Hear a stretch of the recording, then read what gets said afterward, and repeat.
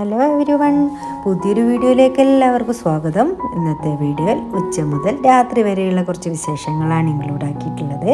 അപ്പോൾ എൻ്റെ വീഡിയോ മുഴുവനായിട്ട് കാണുക, കണ്ടിഷ്ടമാവുകയാണെങ്കിൽ ലൈക്ക് ചെയ്യുക, സബ്സ്ക്രൈബ് ചെയ്യാതെയാണ് കാണുന്നതെങ്കിൽ ഒന്ന് സബ്സ്ക്രൈബ് ചെയ്ത് സപ്പോർട്ട് ചെയ്യാൻ മറക്കല്ലേ.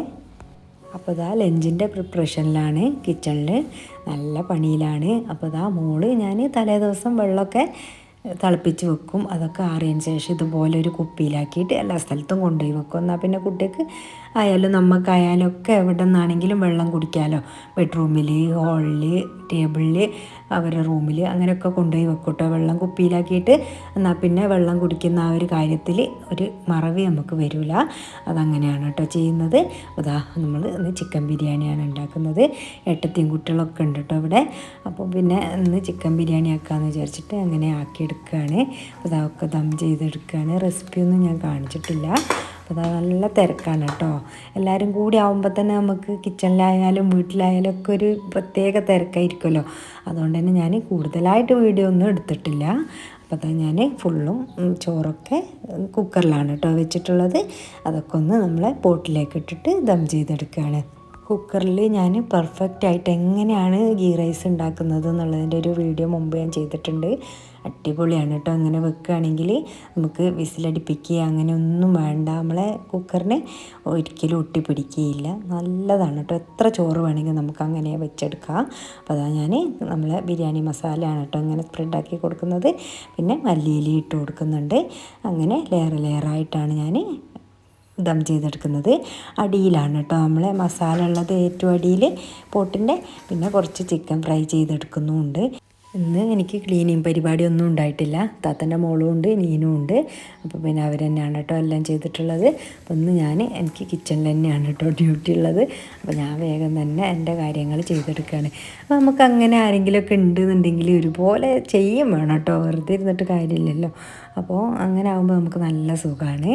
ആരെങ്കിലുമൊക്കെ വന്നു കഴിഞ്ഞാൽ അവരും കൂടി നമ്മളെ സഹായിക്കുകയാണെങ്കിൽ പെട്ടെന്ന് തന്നെ നമ്മളെ ജോലികളൊക്കെ തീരുന്നല്ലോ.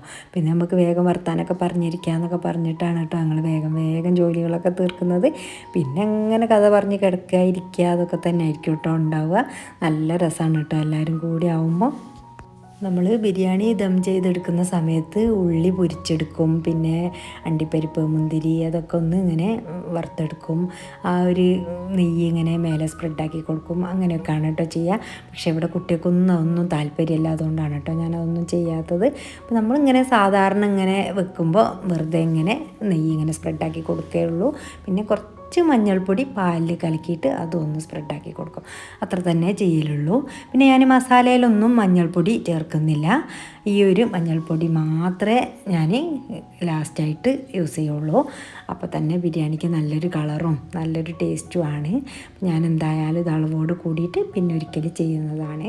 അപ്പോൾ അതാ നമുക്ക് നിസ്കാരവും കാര്യങ്ങളൊക്കെ കഴിഞ്ഞ് എല്ലാവരും ഞാൻ ലഞ്ച് കഴിക്കാൻ വിളിച്ചിട്ടുണ്ട് കേട്ടോ. അപ്പോൾ ഞാനിവിടുന്ന് ഓരോന്നും ഇങ്ങനെ വിളമ്പി കൊടുക്കും. കുട്ടികൾ തന്നെയാണ് കേട്ടോ ടേബിളിലേക്ക് എത്തിക്കുക. അല്ലാതെ നമ്മൾ തന്നെ ഇങ്ങനെ കഷ്ടപ്പെടരുത്. നമ്മൾ മക്കളെയും കൂടി അതൊക്കെ ഒന്ന് ശീലിപ്പിക്കണം. പ്ലേറ്റുകളൊക്കെ ഇങ്ങോട്ട് കൊണ്ടുവെക്കാനും അതേപോലെ ശീലിക്കണം.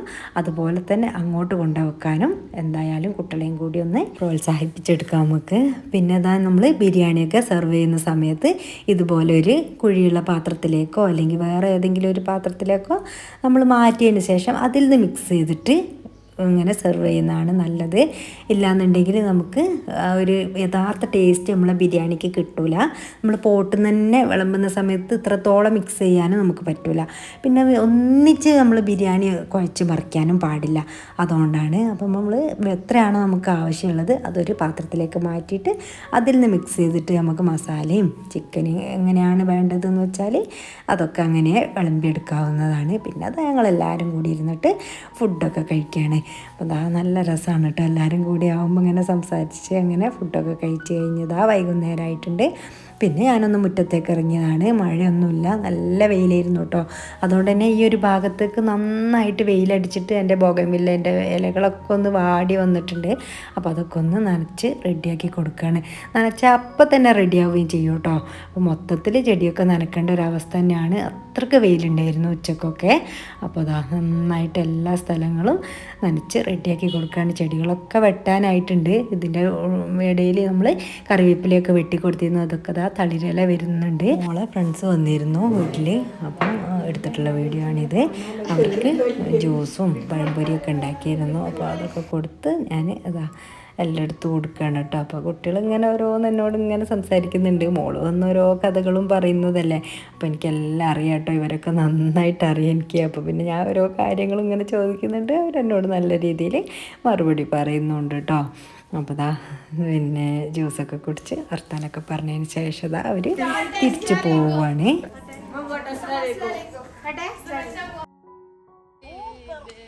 പിന്നെ നമ്മളൊന്ന് നമസ്കാരമൊക്കെ കഴിഞ്ഞതിന് ശേഷം ഒന്ന് പുറത്തേക്ക് ഇറങ്ങിയിട്ടുള്ളതാണ്. കുറച്ച് കബാബ് വാങ്ങാമെന്ന് പറഞ്ഞിട്ട് അങ്ങനെ പോയിട്ടുള്ളതാണ്. ഏതായാലും ബിരിയാണിയൊക്കെ ഉണ്ടല്ലോ, അതിൻ്റെ കൂടെ പീസ് കുറവായിരുന്നു. അപ്പോൾ പിന്നെ എന്തെങ്കിലും വാങ്ങിക്കാമെന്ന് പറഞ്ഞിട്ട് അങ്ങനെ പോയിട്ടുള്ളതാണ്. അപ്പോൾ അളിയൻ പറഞ്ഞു നമുക്ക് കബാബ് വാങ്ങാമെന്ന് പറഞ്ഞിട്ട് കബാബ് ഷാക്കിലേക്കാണ് പോയിട്ടുള്ളത്. ഇത് ബൈപ്പാസിലാണ് കേട്ടോ, കൽപ്പറ്റ.